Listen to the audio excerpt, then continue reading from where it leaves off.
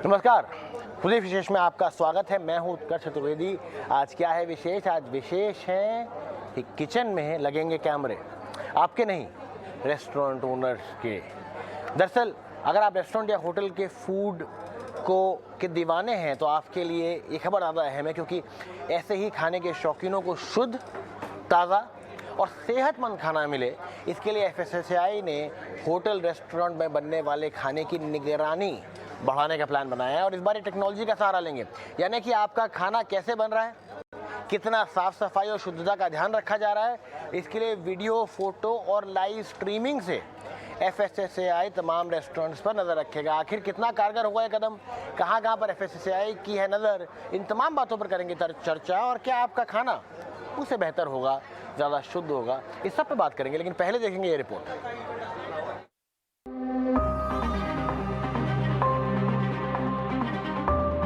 जिस रेस्टोरेंट में आप खाना खाना पसंद करते हैं, जरूरी नहीं है कि वो खाना पूरी तरह से शुद्ध हो, सुरक्षित हो, साफ हो या फिर क्वालिटी से भरपूर हो। लेकिन FSSAI अब इसको लेकर गंभीर है।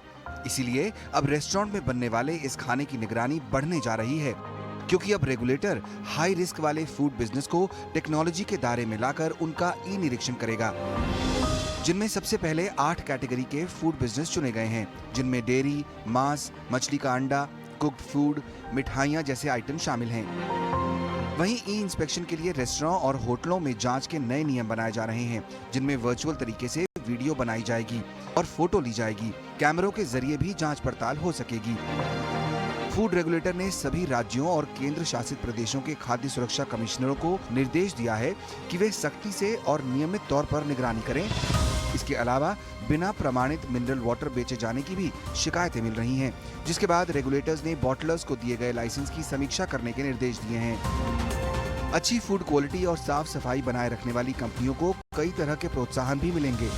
थर्ड पार्टी के ऑडिट में या हेल्थ स्टार रेटिंग में अगर होटल या रेस्टोरेंट 80% से ज्यादा का स्कोर हासिल करता है तो उसे 2 साल के लिए जांच में छूट दी जाएगी। इन सब के इतर कई लोगों ने FSSAI के जांच के तरीकों पर सवाल उठाए हैं, खासकर जंक फूड को लेकर निशाना साधा है।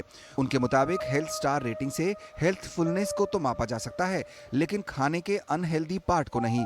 साथ ही रेगुलेटर पर यह भी सवाल उठ रहे हैं कि वो एक लॉबी के दबाव में है और पैक्ड फूड को नजरअंदाज कर रही है। जहां एक तरफ food regulator health star rating को तवज्जो दे रहा है, वहीं दूसरी तरफ स्वास्थ्य विशेषज्ञों को हेल्थ स्टार रेटिंग सिस्टम में खामियां ही खामियां नजर आ रही हैं। दरअसल एक रिपोर्ट के मुताबिक कई देशों ने जंक फूड पर चेतावनी जारी की है, जिसके बाद से वहां बीमारियों पर कमी आई है। साथ ही चिली में शुगर वाले ड्रिंक्स की खपत भी 24% घट गई है। वहीं स्पेशलिस्ट भी मानते हैं कि नॉन कम्युनिकेबल डिजीजेस को कम करने के लिए भारत जैसे देश में ये कदम उठाया जाना चाहिए। अनुमान के मुताबिक हर साल नॉन कम्युनिकेबल डिजीज से 58 लाख लोग मरते हैं। ऐसे में इन आंकड़ों का भी अध्ययन करने की जरूरत है, जो स्वास्थ्य के पैमानों को और भी ज्यादा मजबूत कर सकें। ET नाउ स्वदेश।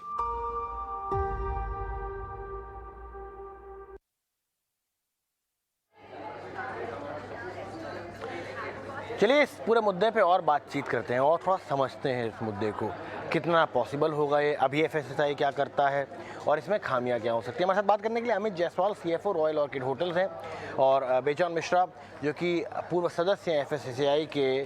बेजॉन सर, मैं आपके पास सबसे पहले आना चाहूँगा कि अभी तक FSSAI के जो कानून हैं वो किस तरीके के हैं और कितने कारगर हैं, तो एक बार हम ये समझ लें, हमारे दर्शक भी ये समझ लें, उसके बाद हम इस पूरी बातचीत को आगे बढ़ाएं। देखिए, कानून तो अभी वही है जो होना चाहिए। जैसे सुरक्षा के लिए सारे प्रबंध होनी चाहिए, इंस्पेक्शन होनी चाहिए, रैंडम सर्वेलेंस होनी चाहिए, जो अनफॉर्चुनेटली स्टेट गवर्नमेंट्स नहीं कर रहे हैं।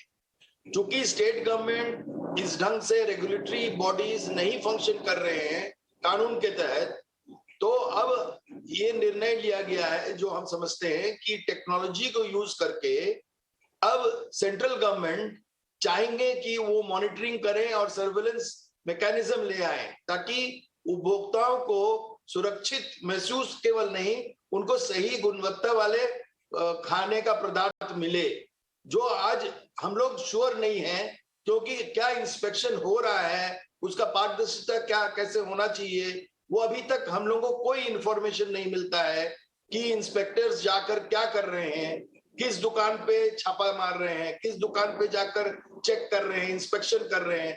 इसका कोई ना आंकड़े आते हैं, ना उनका कोई नमूना का जांच होकर क्या रिजल्ट निकल रहा है वो लोगों तक पहुंच रहा है, जिसके चलते बार बार food safety authority state governments के साथ वार्तालाप करते हैं कि आप लोग इसको और सक्रिय रूप दीजिए, किसी ढंग से इंस्पेक्टर्स को अकाउंटेबल कीजिए, पूरा प्रोसेस को ट्रांसपेरेंट कीजिए। लेकिन 2006 से लेकर अभी तक 2008 में फूड सेफ्टी अथॉरिटी बना और अभी तक हम लोग नहीं समझते हैं कि जिस ढंग से चलना चाहिए उपभोक्ताओं के पक्ष में, उनका सुरक्षा को लेकर, गुणवत्ता को लेकर, खाद्य पदार्थ स्पेशली हाई रिस्क प्रोडक्ट जिस पे आप बात कर रहे हैं आज, इसलिए अब हमको लगता है कि टेक्नोलॉजी एक बार ले आएंगे।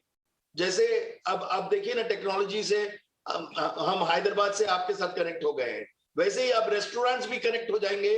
उपभोक्ता जब ऑर्डर देंगे वो देख सकेंगे कि अपना खाना कैसे बन रहा है, किस ढंग से बन रहा है, क्या क्या पदार्थ यूज हो रहा है, कैसे हाइजीन है, कैसे वो लोग ट्रेसेबिलिटी कर रहे हैं, कितने बजे उसको वो लोग पैक किए हैं। और सबसे बड़ी जो बात है हाई रिस्क फूड प्रोडक्ट्स के लिए वो है कोल्ड चेन। जब तक कोल्ड चेन सही नहीं हो तब तक कोई भी खाना जो हाई रिस्क खाने हैं वो सुरक्षित नहीं रहेंगे। तो इसलिए आज हम लोग को सबको मालूम है कि हमारे देश में कोल्ड चेन फूड के लिए बहुत जर्जर है, सही नहीं है, सही ढंग का नहीं है। रेस्टोरेंट्स में सही ढंग का रेफ्रिजरेशन नहीं है, सही ढंग से उसको रखा नहीं जाता है जैसे होना चाहिए। जब उसको ट्रांसपोर्ट करते हैं वो भी मेड शिफ्ट कुछ भी बना देते हैं, एक डब्बा जैसा जिसको लोग सोचते हैं कि वो इंसुलेट कर रहा है, उसको कोल्ड रखेंगे, ऐसा नहीं होता है। तो अब हमको जैसा लग रहा है अब फूड सेफ्टी अथॉरिटी टेक्नोलॉजी के द्वारा एक पारदर्शिता लाएंगे, एक ट्रांसपेरेंसी लाएंगे, एक अकाउंटेबिलिटी लाएंगे और लोगों में एक भरोसा होगा, तंत्र पे भरोसा होगा, जो आज हम लोग के अंदर में नहीं है। जी अमित सर, आपके पास आऊंगा मैं। अब जो ओपन किचन हुआ करते थे एक समय पे, मैं कुछ समय पहले बाहर गया था तो वहाँ ओपन किचन का फॉर्मेट था, कांच लगा हुआ था, आपको दिख रहा था खाना आपका कैसे बन रहा है, कहाँ बन रहा है। क्या जो रेस्टोरेंट्स हैं इंडिया के वो इस समय तैयार हैं कि अब आपके किचन में कैमरे लगे रहेंगे, तो जो रिस्ट्रिक्टेड ओनली फॉर स्टाफ था वो अब ओपन फॉर और अगर हो जाए और स्पेशली FSSAI के लिए ओपन हो जाए, तो क्या तैयार है रेस्टोरेंट इस मूव के लिए इतनी जल्दी? नमस्कार। हम लोग बहुत अच्छी बातें कर रहे हैं, देश में कानून भी बनता है। हमारे हिसाब से हमारे देश में जो कानून है वो एकदम परफेक्ट है।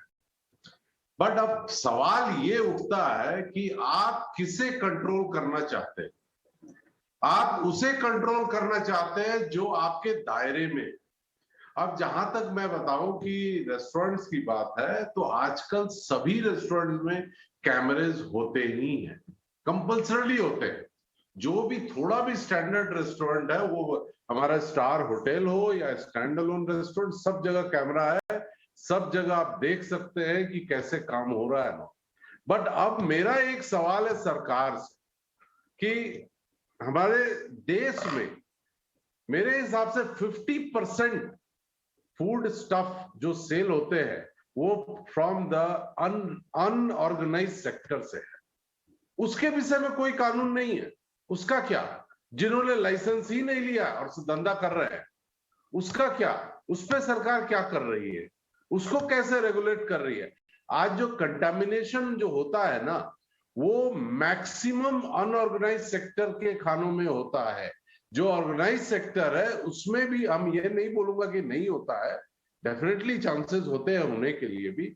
उसको कंट्रोल भी करना चाहिए, उसको मॉनिटर भी करना चाहिए। बट जो आधा जो हमारे देश का, आप चले जाइए कलकत्ता जैसे शहर में या चेन्नई जैसे, जहां पर ठीक बढ़िया रेस्टोरेंट के सामने एक स्टॉल लगा के बेच रहा, कोई भी पानी यूज कर रहा, कुछ भी कर रहा, सस्ते दाम में बेच रहा, तो उसको आप कैसे कंट्रोल कर रहे हैं? उसके लिए आप क्या कानून बना रहे हैं? बड़ा सवाल है सर, क्योंकि बिजॉन सर आपके पास मैं इस सवाल को लेकर आऊँगा कि ये सवाल तो सही है कि जो एक FSSAI के अंडर जो रेस्टोरेंट्स आते हैं, जो बड़े रेस्टोरेंट्स आते हैं, वो तो ठीक है, लेकिन जो अनऑर्गेनाइज सेक्टर है और जो पैकेज फूड है, ये दो बहुत बड़ी चीज़ें हैं कि आप पैकेज फूड की क्वालिटी चेक के लिए क्या कर रहे हैं, और दूसरा इंपॉर्टेंट चीज़ की जो अनऑर्गेनाइज सेक्टर है, जो हम बस सड़क के बाहर निकलते हैं तो आपको वड़ा पाव, समोसा और दाल राइस से लेके सब कुछ मिलेगा। क्या उसको भी देखने के लिए FSSAI को कुछ कदम उठाने चाहिए? बिल्कुल, FSSAI अभी हर कदम पे वो निगरानी रखना चाहते हैं।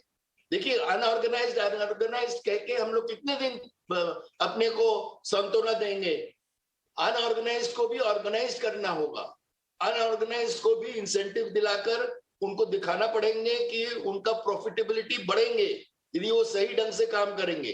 तो आज हर उपभोक्ता कीमत देने के लिए तैयार है यदि वो सुरक्षित महसूस करें, और जब वॉल्यूम आएगा, जब सही ढंग से उनको दिशा दिया जाएगा, उनको ट्रेनिंग दिया जाएगा, उनको मार्गदर्शन किया जाएगा, तो हम समझते हैं कि वो लोग भी, जिसको हम लोग अनऑर्गेनाइज कहते हैं, उन लोगों के अंदर में भी एक चाव आएगा, एक एटीट्यूड आएगा, एक कल्चर आएगा, और उस कल्चर से केवल वो अच्छे खाने नहीं बनाएंगे या इंग्रेडिएंट्स नहीं बनाएंगे या रॉ मटेरियल नहीं सप्लाई करेंगे सही ढंग से, बट आम उपभोक्ताओं को भी सुरक्षित महसूस करवाएंगे।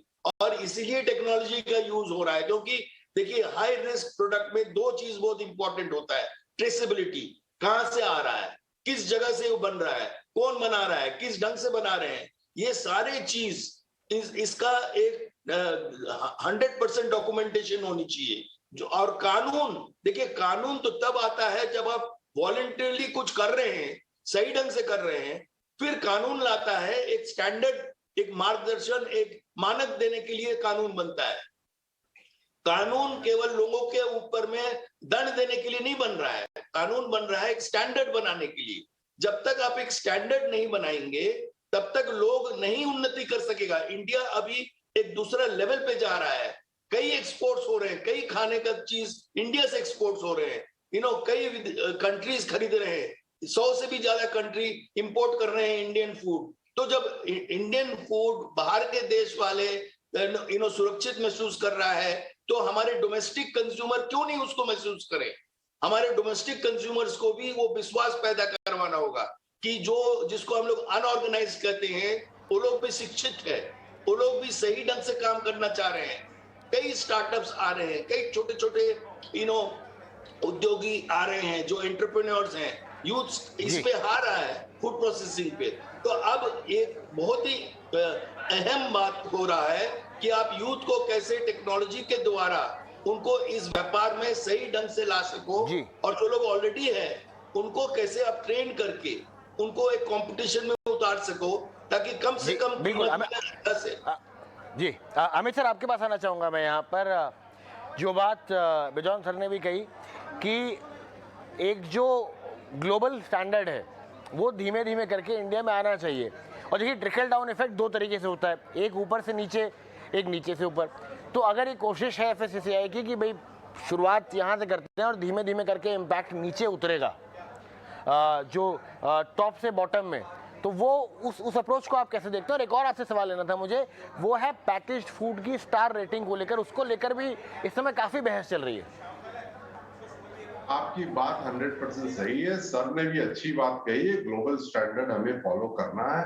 और अब मैं बताऊं आपको, जहां तक ऑर्गेनाइज सेक्टर का बात है, जो स्टार रेटिंग होटल्स है या बढ़िया रेस्टोरेंट्स है, वहां पे हम खुद ये स्टेप लेते हैं हमेशा, और इसको मॉनिटर करते हैं कि हम जो है बेस्ट से बेस्ट प्रोडक्ट बनाएं और जो हमारे कंज्यूमर को दे।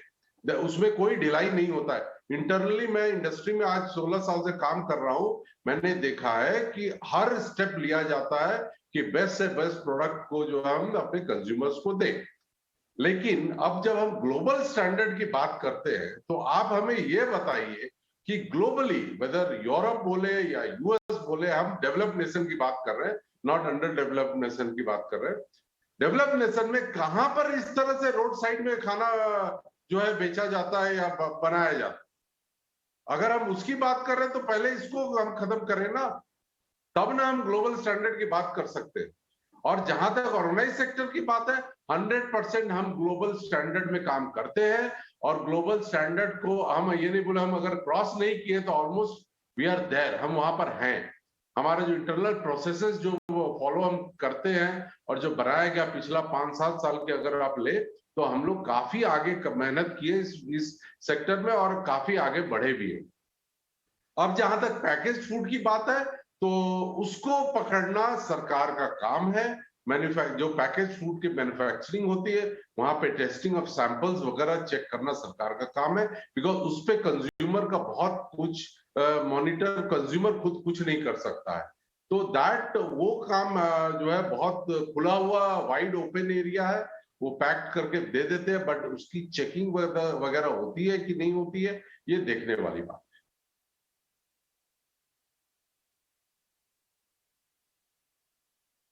बिजॉन सर, आपसे सवाल लेना चाहूँगा यहाँ पर कि जो रेटिंग की बात करते हैं हम, जो पैकेज फूड में, उसको लेकर भी सवाल उठ रहा है। सर, एक और बहुत इंपॉर्टेंट सवाल यहाँ पे है कि कानून तो हिंदुस्तान में बड़े अच्छे अच्छे बन जाते हैं, लेकिन उनका इम्प्लीमेंटेशन नहीं हो पाता।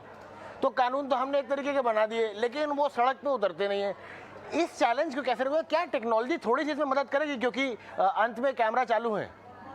नहीं, देखिए ऐसा है, केवल 17% लोग पैकेज्ड फूड हमारे देश में उपयोग करते हैं, बाकी 83% नॉन पैकेज्ड फूड यूज करते हैं, कंज्यूम करते हैं हमारे देश में। तो पहले तो हम बार बार सरकार को ये कहते हैं कि पहले उन लोगों को प्रोटेक्ट कीजिए जो लोग स्ट्रीट फूड लेता है। और जैसे हमारे पैनल मेंबर्स कहा कि यू सी स्ट्रीट फूड, आप यूएसए में भी चले जाइए, यूरोप चले जाइए, थाईलैंड जाइए, मलेशिया जाइए, सिंगापुर जाइए, वहां सारे जगह पे आप देखेंगे स्ट्रीट फूड बहुत हाइजीनिकली बनता है, ओपनली अच्छी तरह बनता है, उसका रॉ मटेरियल कहां से आ रहा है ये भी बताया जाता है, सारी चीज ओपन है, ट्रांसपेरेंट है। उसी हमारे देश में ये ओपननेस नहीं है। जैसे अभी आप कह रहे हो कि जो स्टार रेटिंग वाले जो होटल्स हैं, रेस्टोरेंट्स हैं, वो लोग भी नियम कानून मान रहे हैं, लेकिन आप क्यों नहीं सामने आकर बताते हो? जैसे आपने बिगिनिंग में एक उदाहरण दिया ओपन किचन, हम लोग के देश में ओपन किचन जब आया तो कंज्यूमर्स ने बहुत अच्छी तरह से उसको स्वागत किया, क्योंकि वो देख पा रहे थे कि कैसा है किचन, कितना हाइजीन है, कितना क्लीनलीनेस है। लेकिन फिर ओपन करने से खाली नहीं चलेगा, आपका डॉक्यूमेंटेशन हो रहा कि नहीं, सही ढंग से सब कुछ, जहां से रॉ मटेरियल आ रहा है, कहां से आ रहा है, रॉ मटेरियल का स्टैंडर्ड क्या है, क्या मानक वो लोग मान रहे हैं, कौन से स्टैंडर्ड ले रहे हैं, और इसका बीच बीच में जांच भी होनी चाहिए, सरप्राइज जांच, थर्ड पार्टी ऑडिट। ये नहीं कि आप अपना पीठ को थपथपाते रहिए कि हम बहुत अच्छा काम कर रहे हैं, हम सब कुछ बढ़िया कर रहे हैं, और फिर उस ऑडिट को लेकर सामने लाइए। लोगों का विश्वास पैदा करवाना, उपभोक्ताओं का विश्वास पैदा करवाना बहुत ही अहम चीज है। जैसे हम बैंकॉक में देखे हैं, थाईलैंड में देखे हैं, सारे जगह पे आप चले जाइए, स्ट्रीट फूड, मलेशिया में भी, लेकिन खाना खाते हैं स्ट्रीट फूड। क्यों? क्योंकि उनको विश्वास है कि ये स्ट्रीट फूड हाइजीनिक है, सेफ्टी है, उसका जांच होता है रेगुलरली, उनका फूड का सैंपल लेकर जांच करके पारदर्शिता के साथ लोगों तक उसका रिपोर्ट दिया जाता है। हमारे देश में कहाँ रिपोर्ट मिलता है? हमारे स्ट्रीट फूड, हमारे घर के बगल में जो ठेला वाले बेच रहे हैं, उनका खाने का सैंपल कभी उठाया क्यों?